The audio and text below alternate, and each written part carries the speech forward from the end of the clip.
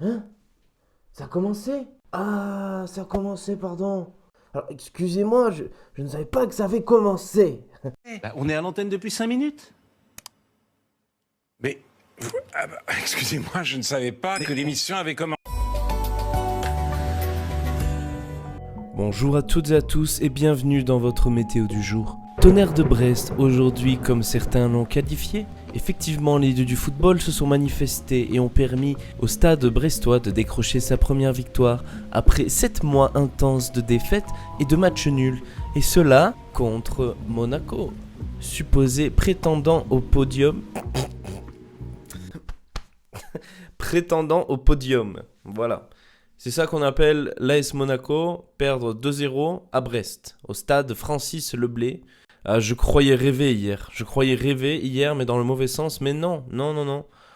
On a bel et bien pris 2 buts par Brest.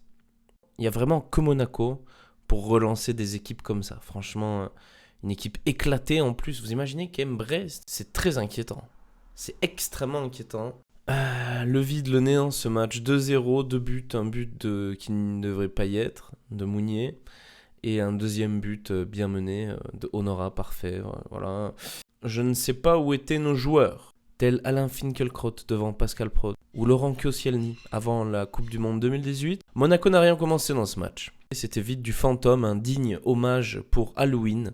Ça oui, je me demande vraiment si nos joueurs étaient présents sur le terrain. On avait vraiment la team Snapchat, la team fantôme, c'était très fort. Au-delà de ça, parlons de l'arbitre de cette rencontre qui a été absolument ridicule. Je te retiens, monsieur Hamel Bent, là. Retourne faire tes concerts éclatés. Ce n'est pas possible, c'est moche, c'est nul. Tu peux pas avoir des arbitres de ce niveau-là et l'arbitre de touche, là. À cause de toi, il y a eu un premier carton jaune de Caio Henrique. Revenons un peu sur ce but, quand même. D'ailleurs, big up à Caio Henrique, qui lui-même l'a dénoncé sur son Instagram. Je ne sais pas si depuis cette story aura été reprise par le CM de l'AS Monaco en lui disant « Non, faut pas publier ça, blablabla. » Peut-être, je ne sais pas. Caio Henrique qui se fait accrocher et il prend le premier jaune de sa carrière. Pour une faute qu'il ne fait pas lui. En gros, Caio Henrique, il va payer pour l'autre. C'est absolument dégueulasse. C'est absolument dégueulasse, je trouve ça scandaleux. Je pense qu'il faudrait faire des appels ou donner une chance, ou je sais pas, il faut remettre en question le système de la VAR, tout ça, parce que là c'est arbitraire, c'est scandaleux, c'est pas partial, c'est pas bien. Caio Henrique de sa carrière, il a jamais eu un seul carton jaune. Et là, pour une erreur comme ça, juste même par fierté même le gars, Caio Henrique, ça se trouve c'est un joueur qui fait jamais de faute ou quoi, et juste pour cette petite fierté, il prend un jaune alors qu'il jamais y a jaune. C'est dégueulasse. Je te prends en 1-1, Amel. Avec ta tête de yinche, là. Je te prends en 1-1 où tu veux, frérot. Si t'as un problème avec Monaco, viens, on se tape. Arrêtez de nous baiser comme ça, la LFP. C'est pas possible. Tu mets un jaune, déjà, et prendre un but à la 20e, c'est pas anodin non plus, quand même. C'est pas anodin. Tu sais pas ce qui se passe si à la 45e, t'as 0-0. Tu sais pas. Ça se trouve, tu mettre un but de casquette tout con, on n'en sait rien. D'ailleurs, Amel, c'est le même qui met le rouge à Matarazzo contre Saint-Etienne, qui était déjà une des décisions les pires l'an dernier. Ça m'a donné des envies de meurtre d'une façon, mais assez improbable, franchement. Vraiment c'est terrifiant de voir ça. Terrifiant, c'était Halloween, t'étais éclaté à mort. Amel, encore un arbitre qui ne sait pas gérer son statut. Escroquerie, la LFP. C'est fou. Mais je suis fou, la LFP, faudra en parler un jour de ça. Les arbitres les plus nuls au monde. C'est vrai. En Espagne, en Angleterre, en Italie, il n'y a aucun problème comme ça. Les arbitres français, on est une honte à l'arbitrage. Vraiment. Évidemment, la piètre performance de l'AS Monaco ne peut pas être excusée à cause de l'arbitrage. Bien évidemment. Par contre, pourquoi on met pas Fofana et on met Jean Lucas?